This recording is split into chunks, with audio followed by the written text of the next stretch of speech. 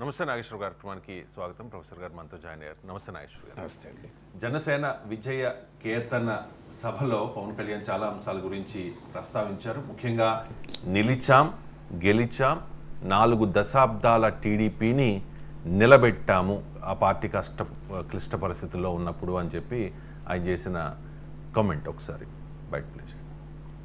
భారతదేశానికి కావాల్సింది తమిళ నిలతో సహా we need multiple languages, not just two. We need multiple. మనం నిలబడ్డాం, పార్టీని నిలబెట్టాం. మనం నిలదొక్కుకున్నాం. మనం నిలదొక్కుకోవటమే కాకుండా 4 దశాబ్దాల టీడీపీ పార్టీని కూడా నిలబెట్టాం. మనం నిలబడ్డాం. 4 దశాబ్దాల టీడీపీ పార్టీని నిలబెట్టామనే పవన్ కళ్యాణ్ మాటల్లో వాస్తవమే. వాస్తవమే కదా అది. ఎందుకంటే మీకు నిలిచాం 2014కు ముందు పార్టీ పెడితే, 2014 అనుకుంటాను ఎలక్షన్స్ ముందు పార్టీ పెడితే 2019 వరకు ఎలక్షన్స్ లేకపోయినా కూడా 2019లో ఘోర పరాజయం తర్వాత కూడా పార్టీని నిలబెట్టారు. తాము నిలబెట్టడమే కాకుండా తెలుగుదేశం పార్టీ ఒక క్రైసిస్ సిచ్యువేషన్లో జనసేన తీసుకున్న వైఖరి, పవన్ కళ్యాణ్ తీసుకున్న వైఖరి వల్ల ఆ పార్టీ నిలబడింది కూడా. ఎందుకంటే ఆ పార్టీ ఆ రోజున్న పరిస్థితి, అటు జగన్మోహన్ రెడ్డితో దాడి, ఇటు బీజేపీతో సంబంధాలు లేకపోవడము, సో పార్టీ కార్యకర్తల్లో ఒక నైరాశ్యము, చంద్రబాబు నాయుడు అరెస్ట్ కావడము, ఎన్నికల వరకు కూడా చంద్రబాబు నాయుడు జైలు నుంచి రానివ్వడు జగన్ అని వార్తలు రావడము, లోకేష్ న్యాయ నిపుణులతో చర్చిస్తూ ఢిల్లీలోనే ఉండిపోవడము, ఫీల్డ్ మీద కూడా లేడప్పుడు మీకు కొన్ని రోజుల పాటు, వారాల పాటు ఢిల్లీలోనే న్యాయ నిపుణులతో చర్చిస్తున్నాడు లోకేష్ అంటూ పేపర్లలో మన అనుకూల మీడియాలో వార్తలు. న్యాయ నిపుణులతో అన్ని రోజులు ఏం చర్చిస్తారు అంటే ఇతర మీడియాలోమో ఆయనను కూడా అరెస్ట్ చేయవచ్చు అని. అరెస్ట్ చేయాలనుకుంటే ఢిల్లీకి వెళ్ళి కూడా అరెస్ట్ చేస్తారనుకోండి. బట్ కారణం ఏదైనా లోకేష్ కూడా అందుబాటులో లేడు ఆ సమయంలో, చాలా రోజులు లేడు.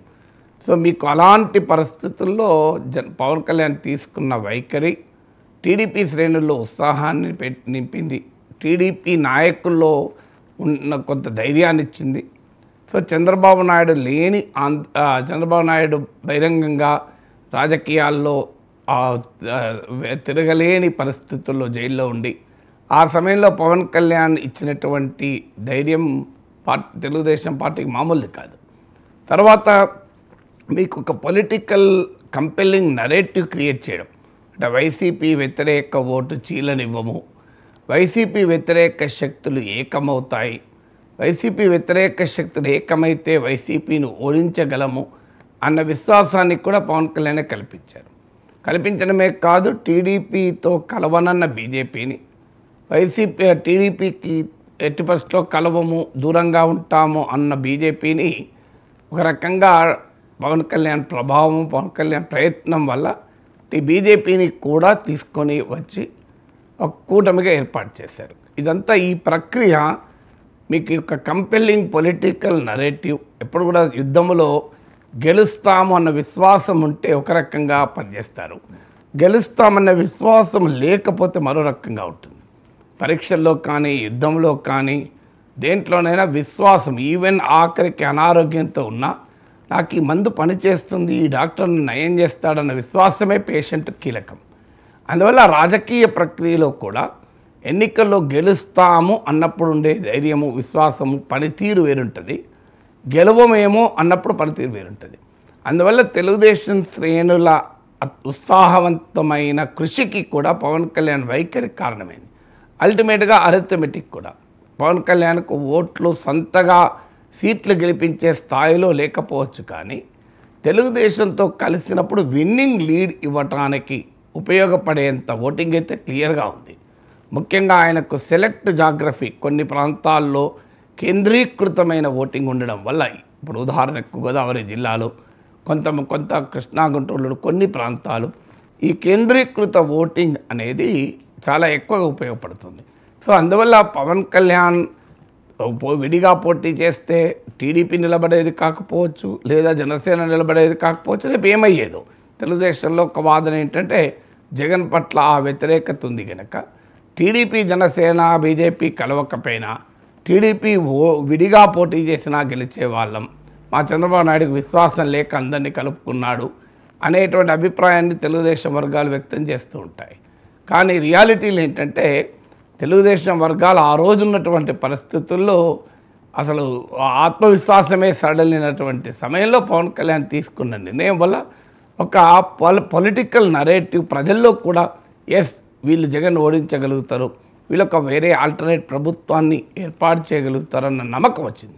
నమ్మకం వచ్చినప్పుడు ఒక రకంగా ఉంటుంది, నమ్మకం రానప్పుడు ఓటింగ్ ఇంకో రకంగా ఉంటుంది. మీకు బీజేపీ తెలంగాణలో చూడండి, దుబ్బాక, హుజురాబాద్, జిహెచ్ఎంసీ బండి సంజయ్ని పార్టీ అధ్యక్షుడిగా తొలగించినంత వరకు తెలంగాణలో కాంగ్రెస్ కాదు బీజేపీయే ప్రత్యామ్నాయము అన్న విశ్వాసం ప్రజల్లో ఉండేది. దాని ప్రభావం వల్ల దుబ్బాకలో గెలిచారు కాంగ్రెస్ 3వ ప్లేసు, మీకు హుజురాబాద్లో గెలిచారు కాంగ్రెస్కు 3000 ఓట్లు, జిహెచ్ఎంసీలో బీజేపీ గెలిచింది కాంగ్రెస్కు 2 సీట్లు, హుజూర్ నగర్, నాగార్జునసాగర్లో కాంగ్రెస్ ఘోర పరాజయం. అంటే బీజేపీ ఏమో విజయాలు సాధిస్తూ వచ్చింది, కాంగ్రెస్ ఏమో ఓడిపోతూ వచ్చింది. ఆ సమయంలో అనూహ్యంగా బండి సంజయ్ని మార్చి అసలు బీజేపీ కేసీఆర్ పైన పోరాడడానికి రెడీగా లేదు, పోరాడదలుచుకోలేదు, అందుకే బండి సంజయ్ని మార్చారు, అందుకే కవితను అరెస్ట్ చేయడం లేదు అనే నరేటివ్ ప్రజల్లోకి వెళ్ళింది. ఆ సమయంలో రేవంత్ రెడ్డి పీసీసీ అధ్యక్షుడిగా కాంగ్రెస్ను గెలిపించగలుగుతాడు అన్న విశ్వాసం కల్పించాడు రేవంత్ రెడ్డి. మీకు కాంగ్రెస్ పార్టీ యునైటెడ్గా కూడా పోటీ చేసింది, మీరు ఫలితాలు చూశారు. అందువల్ల రాజకీయాల్లో ఏమవుతుందంటే it's not arithmetic, it's chemistry. So ఒక గెలుస్తాము అన్న వాతావరణాన్ని కల్పించగలిగితే, వీళ్ళు ఓడిస్తారు అన్న నమ్మకం ప్రజల్లో కలిగితే ప్రజలిచ్చే తీర్పు విడిగా ఉంటుంది. ఎన్టీ రామారావు కాంగ్రెస్ ప్రభుత్వాన్ని ఓడించగలుగుతాడని ప్రజలు నమ్మారు కనుక ఎన్టీ రామారావుకు భారీ విజయాన్ని చెమకొచ్చారు. అందువల్ల పవన్ కళ్యాణ్ తీసుకున్న వైఖరి వైసీపీ వ్యతిరేక ఓటును కన్సాలిడేట్ చేసింది, వైసీపీ వ్యతిరేక శ్రేణులు ఉత్సాహపరిచింది, వైసీపీ వ్యతిరేక ఓటర్కు ఒక కాన్ఫిడెన్స్ను క్రియేట్ చేసింది, వైసీపీ అనుకూల వర్గాల్లో ఒక నిరుత్సాహాన్ని కలిగించింది, ఒక రకమైన భయం. నిరుత్సాహం కాకపోయినా ఏమో జరగబోవచ్చు వీళ్ళందరూ కలిస్తే.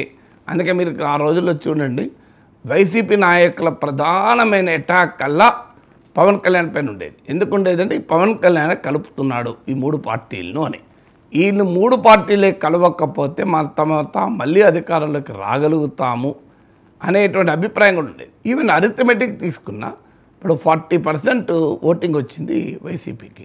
అందువల్ల జనసేనకు ఒక 10% ఓటింగ్ ఉందనుకున్నా, జనసేన ఫీల్డ్లో లేకపోతే నీకు రిజల్ట్స్ కూడా బీన్ కంప్లీట్లీ డిఫరెంట్. అంటే ఎవరము ఖచ్చితంగా చెప్పలేము తెలుగుదేశం విడిగా పడితే గెలవకపోవా అంటే దానికి ఆన్సర్లు ఉండవు. బ్రిటిష్ వాడు రాకపోతే ఇండియాలో వలసవాదం ఉండేది కాదా, బ్రిటిష్ వాడు రాకపోతే పోర్చుగల్ వాడు వచ్చాడో, డచ్ వాడే ఉండిపోయేటాడో, ఫ్రెంచ్ వాడు వచ్చేవాడు, అది తెలియదు. సో అందువల్ల బట్ ఉన్న పాలిటిక్స్ని విశ్లేషిస్తే పవన్ కళ్యాణ్ నిజం నిలబడ్డాడు, నిలబెట్టాడు.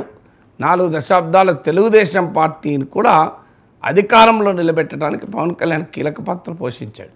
పవన్ కళ్యాణ్ మాటలు తెలుగుదేశం నచ్చకపోవచ్చు, తెలుగుదేశం శ్రేణులకు నచ్చకపోవచ్చు, but that is an historical reality కదా.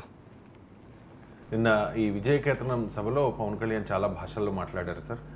తెలుగు, కన్నడ, తమిళ్, మరాఠీ, హిందీ, ఇంగ్లీషు అంతా చెప్పిన తర్వాత పవన్ కళ్యాణ్ చెప్పేది ఏంటంటే బహుభాషలు భారతదేశానికి చాలా మంచిది అని చెప్పి. ఈ మధ్యకాలంలో స్టాలిన్ లాంటి వాళ్ళు త్రిభాషా సూత్రాన్ని వ్యతిరేకిస్తూ ఉన్నారు కదా సార్.